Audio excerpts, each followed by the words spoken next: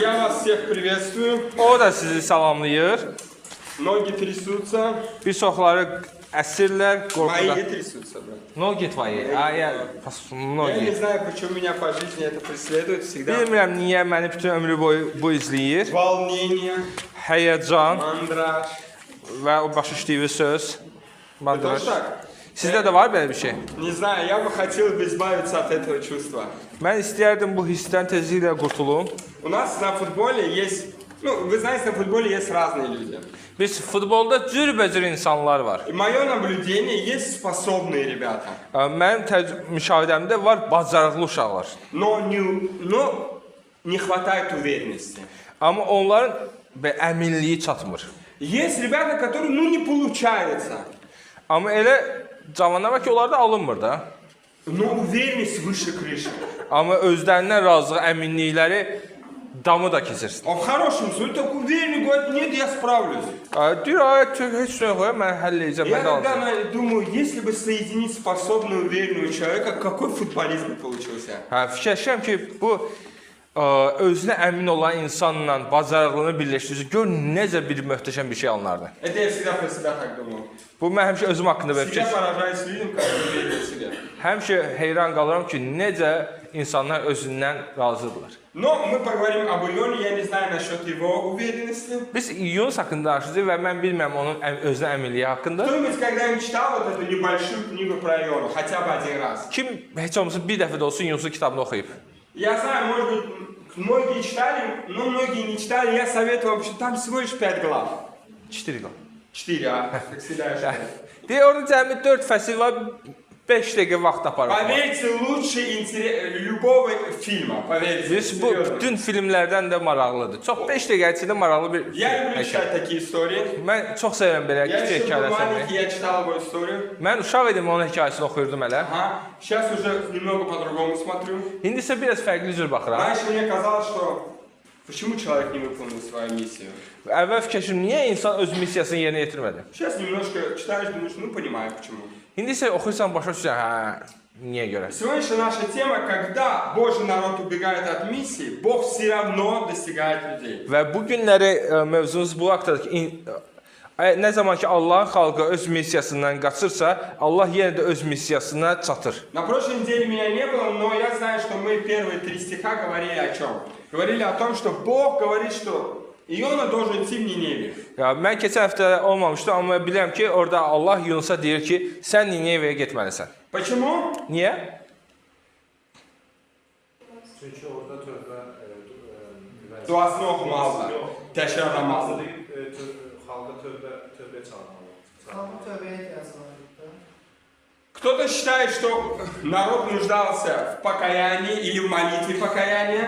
Kimlərsə fikirləşir ki, xalq tövbəyə ehtiyacı var idi. Но на самом деле народ был там, не очень хороший. Səbəb o idi ki, xalq orada yaxşı xalq deyildi. И не очень хорошие вещи творил. Və o qədər yaxşı işlər eləmirdi. Вы бы сказали, что этот народ, если бы знали, что он твой, вы бы сказали, этот народ заслуживает наказания. Və əgər siz bilsəniz ki, onlar nə işlə məşğul, siz deyirsiniz, hə, bu xalq məhv olmağa Мы layiqdir. часто в жизни видим что-то и говорим, что тут определенно должно быть наказание. Bəzən biz görərik nələrsə, deyirik, məhz bu yerdə mütləq cəza almalıdır həmin adam. И Иона должен пойти возвестить о том, что Və Yunus gedib o xalqa çatdırmalı idi ki, неправильно поступаете. Божий гнев может быть. siz yaxşı davranmırsınız, Rəbbin qəzəbi gələcək üzərinizə. Вот его миссия. Və bunun missiyası bundan ibarət idi. И что делает Иона? Bəs Yunus nə edir? Идет, покупает круиз. Yunus gedib bir dənə kruizlə alır özü üçün İspaniyanın cənubuna. И выбиться, наверное, говорит, какая у меня там миссия? Ay, o dedim, mən orada nə missiyam var? Bunlar elə məhv olmalıdırlar. Ага, Ага, и мне, чтобы туда ехать, ездить в другую сторону. oraya getməkdən çıxır gedir başqa yerə. И давайте вместе посмотрим, как же проходил его круиз-лайнер. Вот. Gəlin baxaq onun bu linerdə hantavirusdan necə keçirdi. Вот как раз об этом, может какой-то вирус. Да, Давайте вирус откроем вами. Иона, 1 глава 4 по 16 стих. Gəlin baxaq Yunus peyğəmbər kitabı 1-ci fəsil 4-cü ayədən 16-cı ayəyə kimi. Ага. Как можно? На русском, на азербайджанском. Можно? Hə. Gəlin bir dildə oxuyaq, orada paralel gedir də. Hansı? Azərbaycanca oxuyaq, getsin. Yaxşı oxuyaq razıdan. Lakin Rəbb dəniz üzərində güclü külək qaldırdı. Dənizdə böyük bir fırtına qopdu və gəmi az qala parçalanacaqdı. Gəmiçilər qorxuya düşüb hər biri öz Allahını çağırdı və gəmi yüngülləşsin deyə orada olan yükləri dənizə atdılar. Yunus isə gəminin aşağı hissəsinə enmişdi və uzanıb bərk yuxuya getmişdi. Gəmi rəisi onun yanına gəlib dedi: "Sən nə yatırsan? Qalx öz Allahını çağır. Bəlkə sənin Allahın bizi yada salar və biz məhv olmarıq."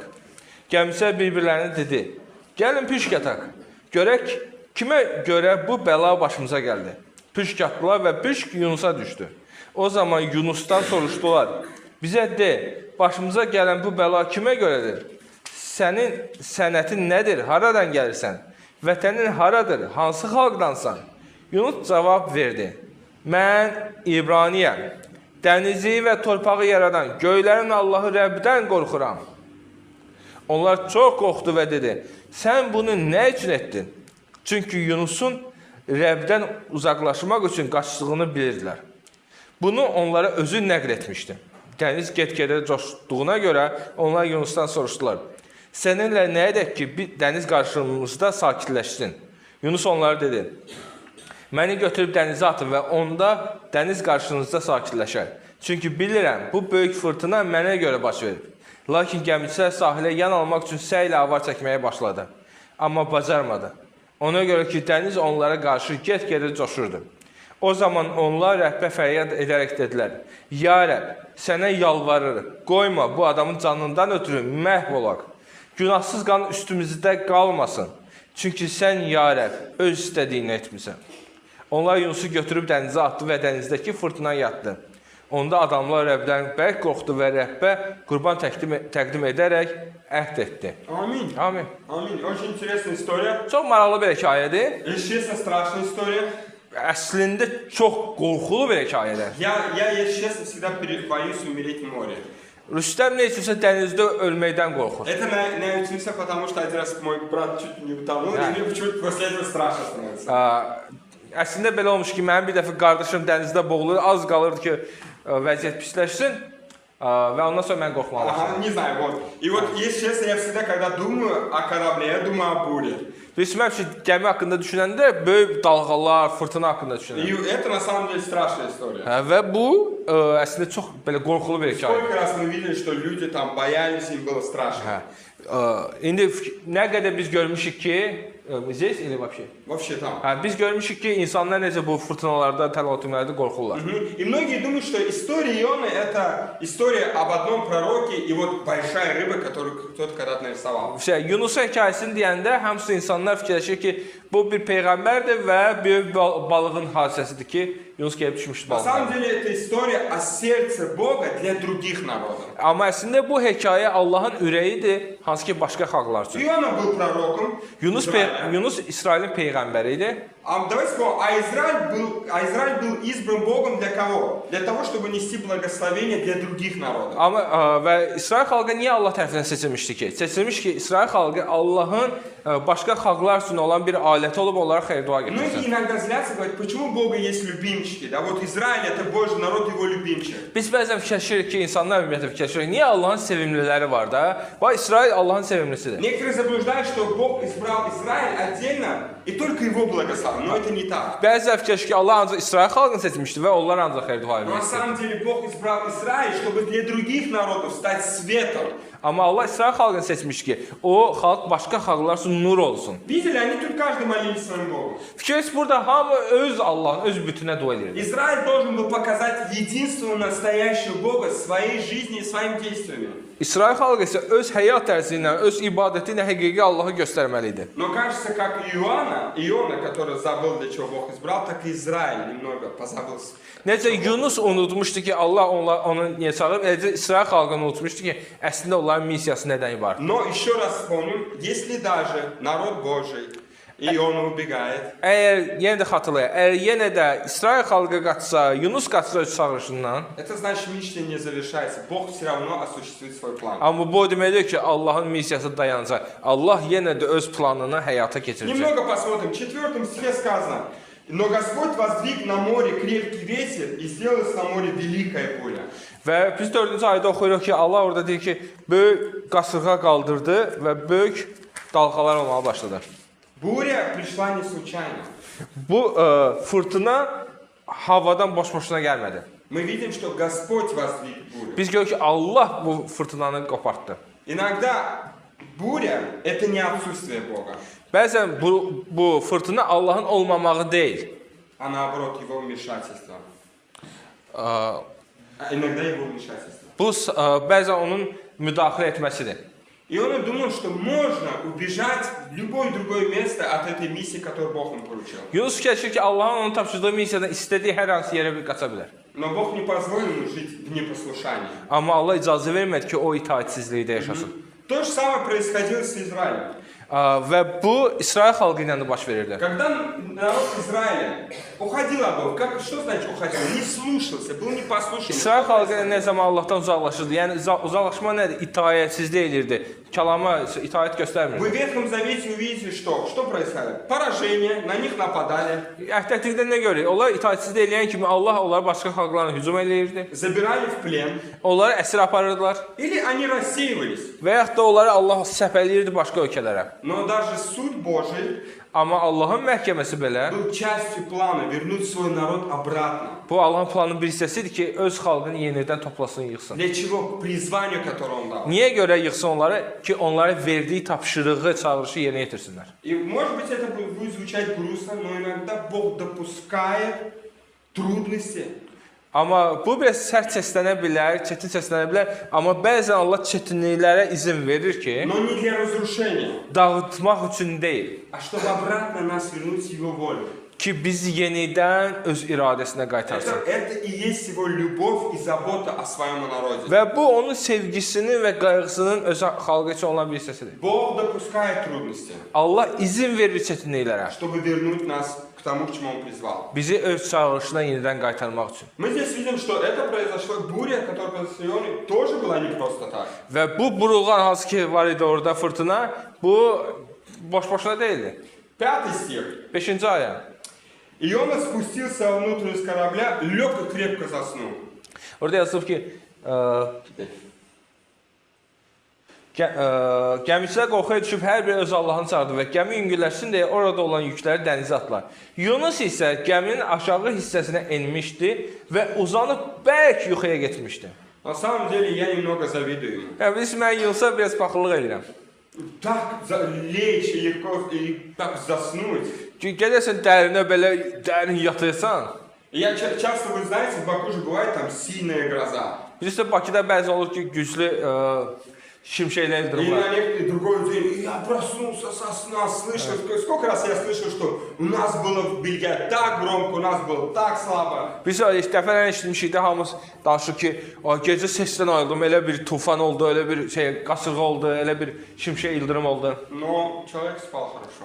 Amma burada gör ki, Yunusa heç vecə nə dedi, yatıb özü. А что насчет других? Что у других происходило? Məsələn, o başqalarında nə var idi? Başqaları nə edirdi?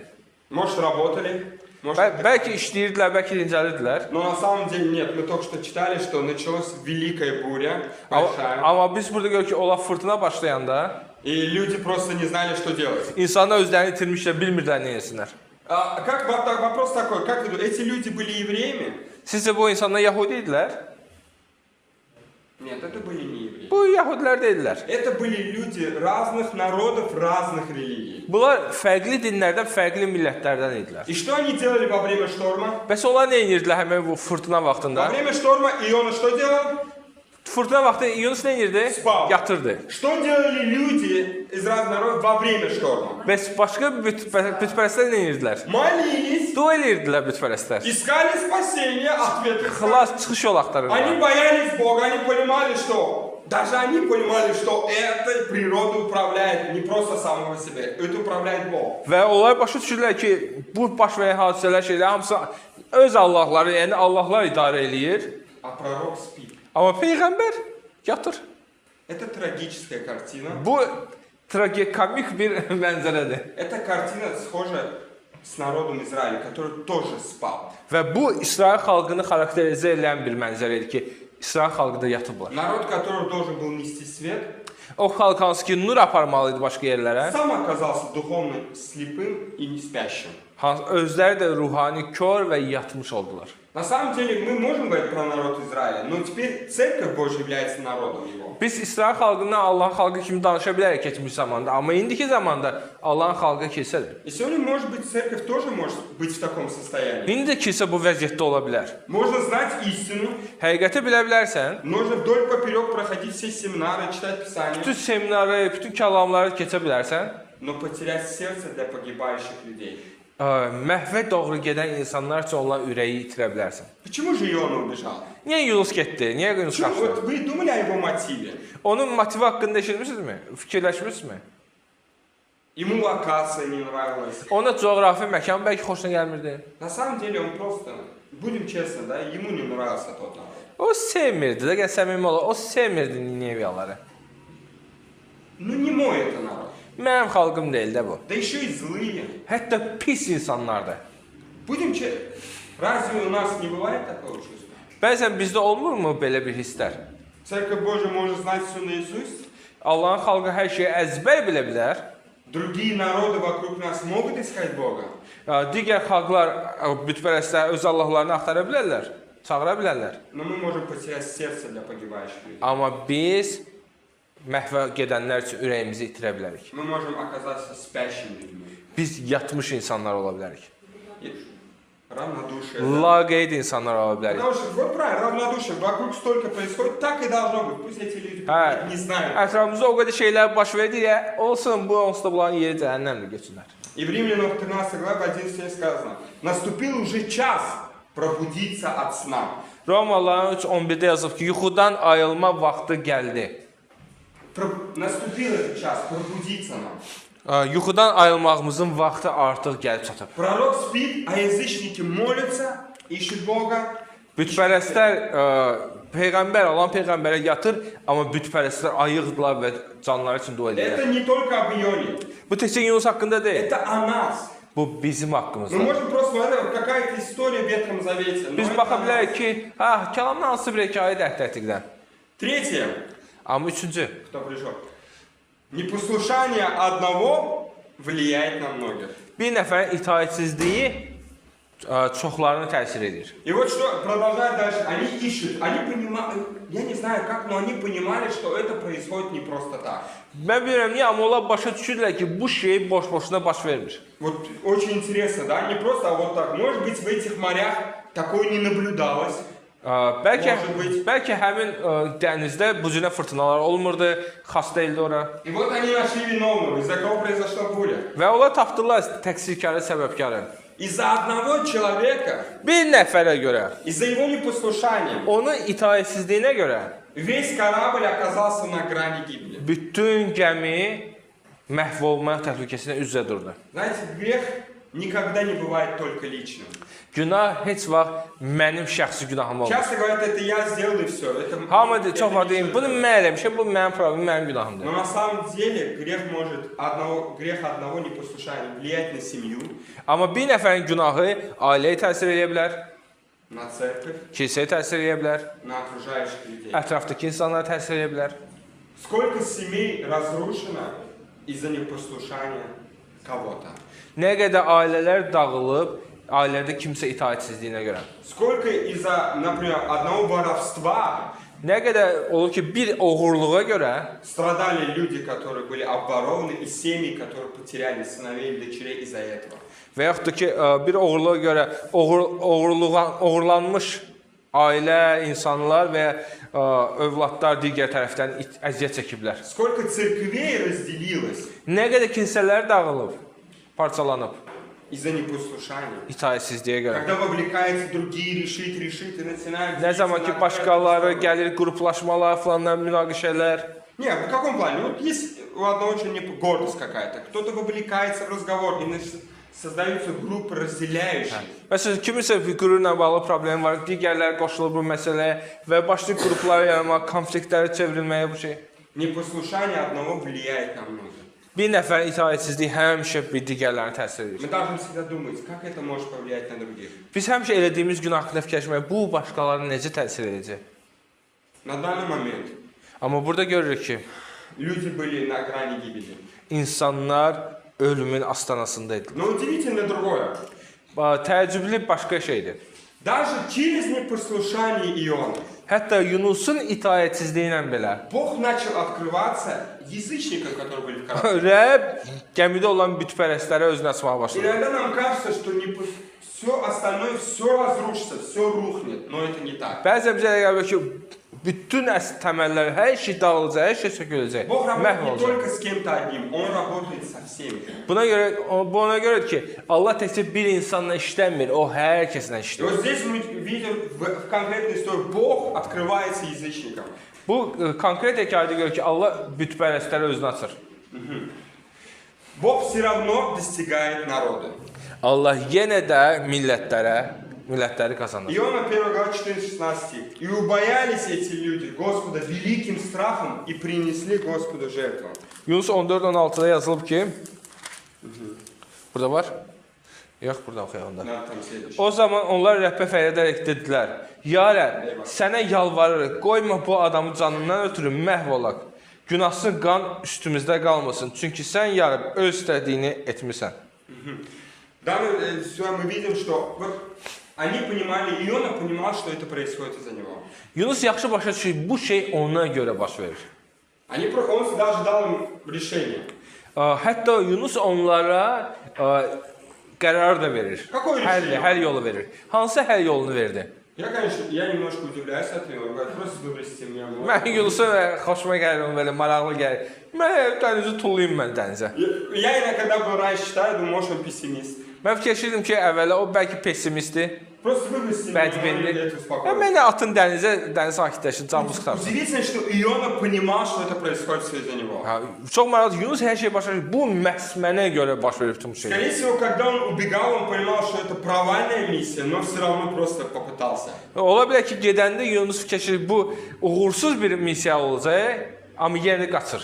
И теперь ответственность лежит на этих людях. İndi isə məsuliyyət bu bütpərəst insanların üzərində. Они должны взять этого человека, выкинуть, взять на себя этот грех. Сайт, хочешь взять на себя этот грех, выкини. Kişilik nədir? Мне это не надо, да? Onlar nə etməlidirlər? Onlar götürməli, kimsə qanına bais olmalıdırlar. Atmalı o dənizə ölsün.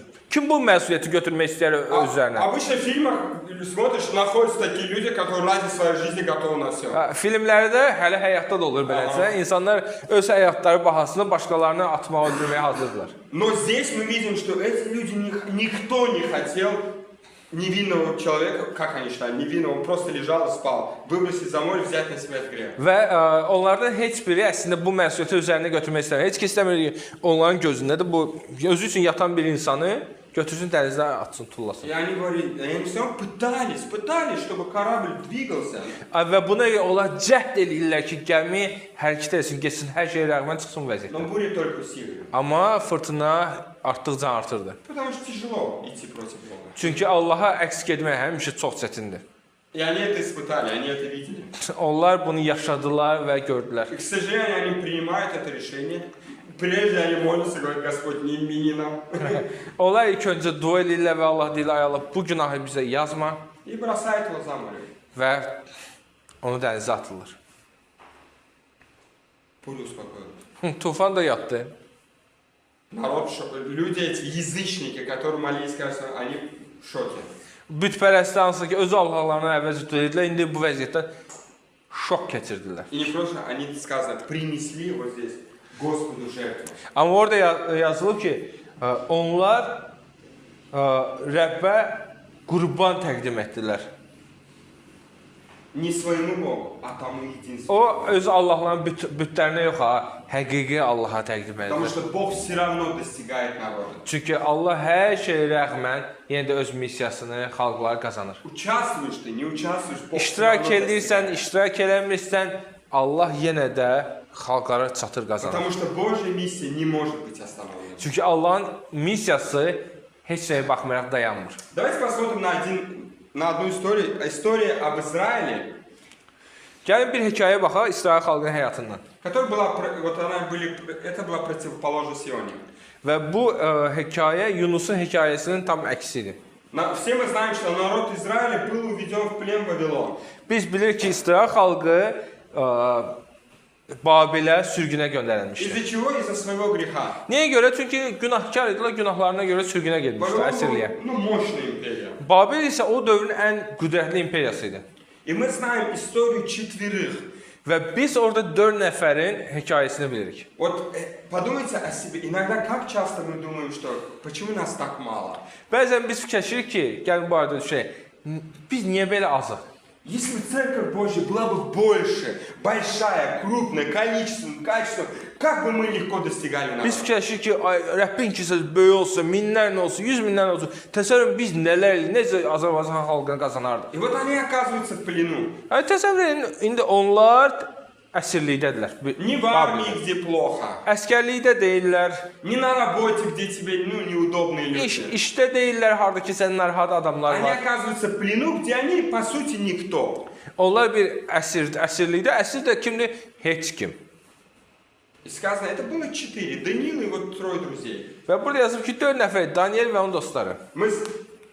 Конечно, многие из вас, может быть, не знают, но кто знает, эти люди, которые остались верны Богу. Və bu 4 nəfər sürgünə gedənlərin içində Allaha sadiq qalmış Они insanlar. отказались поклоняться идолам. Onlar bütə səcdə etməyə yox demişdilər. Они отказались поклоняться просто царю, который себя на уровне Бога поставил. Onlar o padşahı hansı ki özünü Allah yerinə qoymuşdu, ona itaat etməkdən boyun qaçırtdılar. И это не просто был отказ, ну не хотим мы это делать. Это был отказ, который за этим следовала смерть.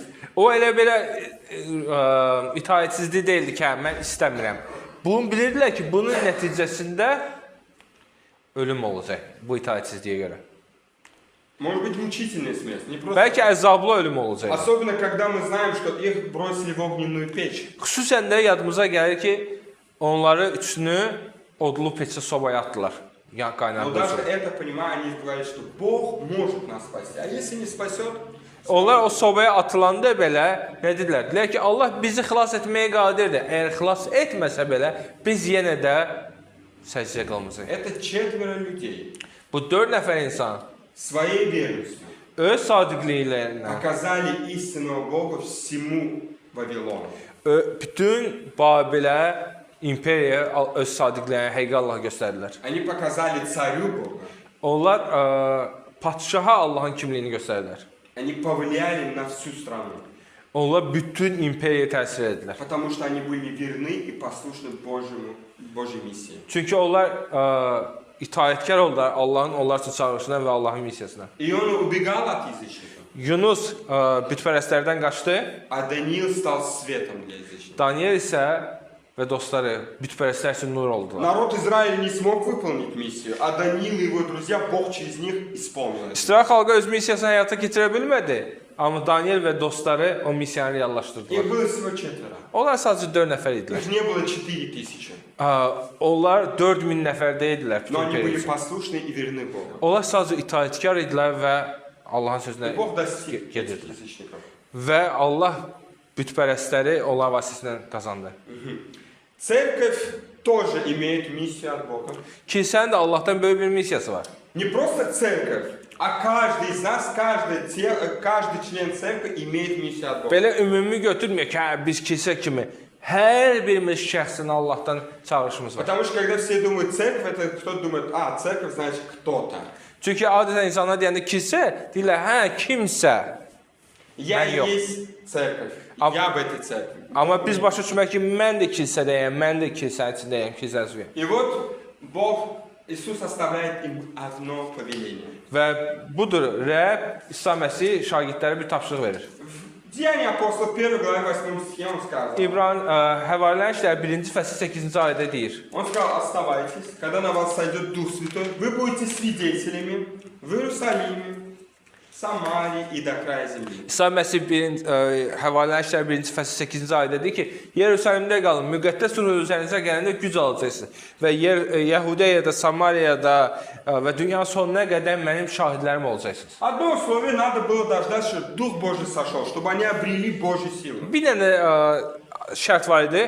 Müqəddəs ruh gəlsin, onlar güc alsınlar. То есть они не одни, то есть Дух Божий сойдет на них. Yəni onlar tək olmayacaq, müqəddəs ruh onlarla olacaq. Müqəddəs Потом ruh. вы должны что? Вы должны другим стать свидетелями, рассказывать радостную весть. Və bundan sonra siz artıq başqalarına gedib müjdəni çatdırmalısınız.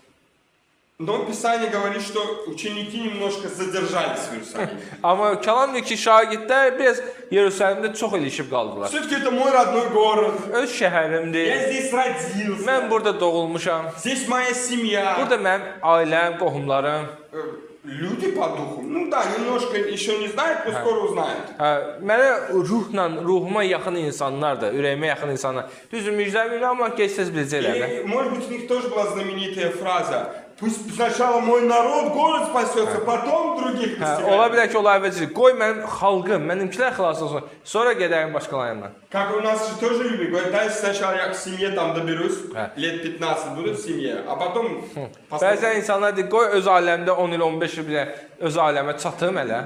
Ага. Но у Бога были другой план. Amma Allahda başqa bir plan var idi. И вот мы смотрим 8 главу, 1 стих. Burada isə biz görürük 8-ci fəsil 1-ci ayədə. Можно читать. Həvarilər şəhər 8-ci fəsil 1-ci ayədə. Stefanın qətlindən Şaul da razı qalmışdı. O gün Yerusəlimdə olan imanlılar cəmiyyətinə qarşı güclü təqib başladı. Həvarilərdən başqa bütün imanlılar pərən-pərən düşüb Yahudiya və Samariyanın hər tərəfinə yayıldı.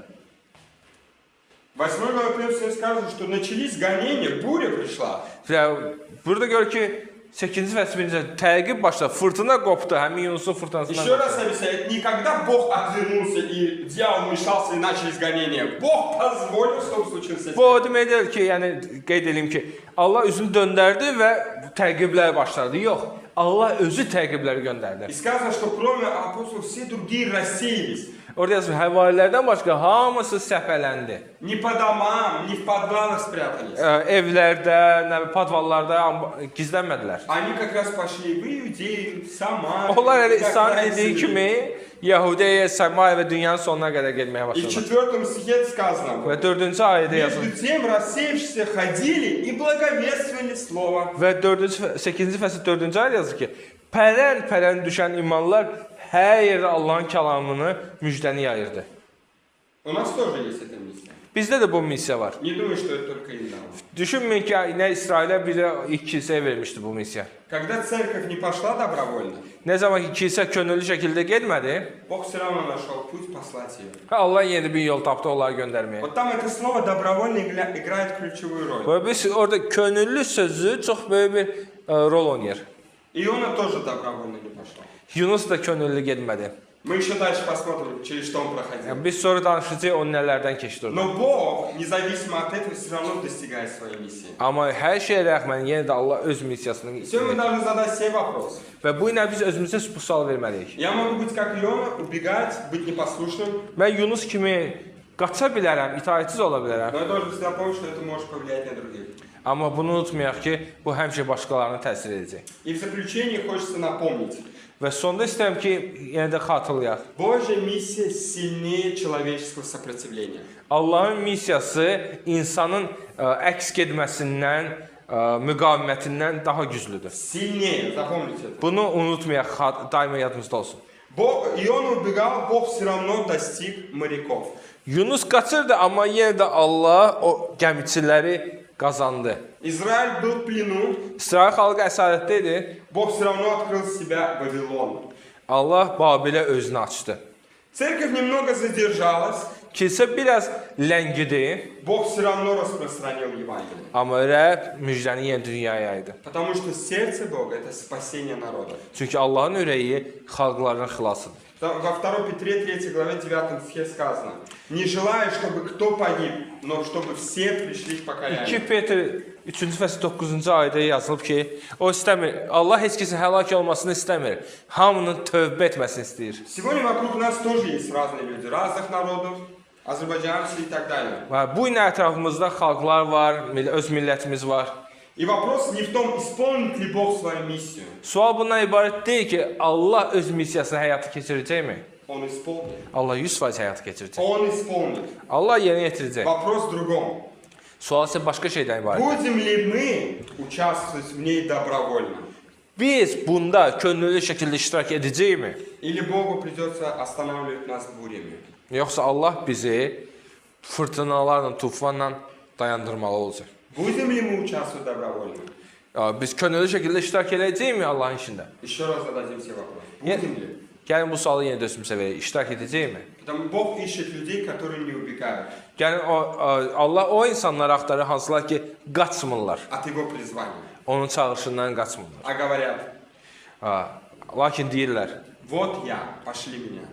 budur ya Rəbb, mənəm, məni göndər. Сегодня Бог каждому из нас Bu gün burada Allah hər birimizə уже dal призвание.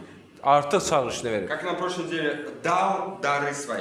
Keçən həftə dediyimiz kimi, hər kəsə ənamlarını verib. В нас живет Дух Святой. Bizdə müqəddəs ruh yaşayır. Мы не одни. Biz tək deyilik. И сегодня Он говорит: пойдешь ли ты для меня? Bu gün Allah deyir, mənim üçün gedəcəksənmi? Смотрите, Он не давит. Biz Allah mecbur eləmir, əzmir. Он все равно исполнит свою миссию. O hər şey rəğmən yenə də öz missiyasını yerinə yetirəcək. Но хочу вас ободрить, быть свидетелем этих дел будет лучше, чем не быть. Amma sizi ruhlandırmaq istəyirəm ki, Allahın işlərinin şahidləri olmaq daha yaxşıdır, nəinki ondan kənarda Один qalmaq. раз я слышал мысль одного человека, он сказал: Bir dəfə bir insan fikrinə belə он eşitmişdim. молился. O belə dua edirdi. Он молился, говорит: Господь, пусть ни одно великое дело, которое у тебя, не пройдет mimo меня. Yəni qoy sən böyük işlərin olacaq hansılar ki, onlar məndən yan keçməsin. Это была хорошая молитва. Bu yaxşı bir dua idi. Я тоже так желал. Mən də bu şeyi arzuladım. Вот вчера братья ездили, рассказывают, а мне плохо. Dönə qardaşlar getdilər və mən pis oldum. Я не могу радоваться за них. Hə. Подожди, да я сейчас скажу. Вот что ты руку? Я хотел его ободрять. Да. Сказать, Я что не могу радоваться, потому что они видели хорошие вещи. Hə. Mən dönə getdim, mən onları göstərdim, çünki onlar yaxşı şeylər gördülər. И представьте, Божья миссия выполняется, и ты где-то в стороне, Təsəvvür ki, Allah işi baş verir, Allahın missiyası yerinə və sən harasa kənarda qalmısan. потому что ты где-то сказал нет. Çünki hardasa sən Allaha yox demirsən. Ты побоялся. Sən qorxdun Или ты как Иона, просто не полюбил, да ну не хочу я. və yaxud da Yunus kimi istəmədin ki, sevmirəm də mən istəmirəm. Давайте скажем Богу да. Gəlin Allaha hə deyək. И пусть Бог достигнет народов через каждого из нас. Qoy Allah hər birimiz vasitəsilə xalqları qazansın. Родных, Qohumlarımızı, tanışlarımızı, тех, yaxınlarımızı, кого мы не знаем. kimlər ki biz tanımırıq, Тех, кто нас обидел. kimlər ki bizi incidiblər, Тех, кто делает зло. kimlər ki pis deyirlər. Пусть Бог достигнет их через нас. Qoy Allah onlar vasitəsilə onları bizim vasitəmizlə qazansın. Аминь. Amin. Когда Божий народ убегает от миссии, Бог все равно достигает людей. Nə zaman ki Allahın xalqı qaçır missiyadan, Allah yenə də öz hədəflərinə nail Бог olur.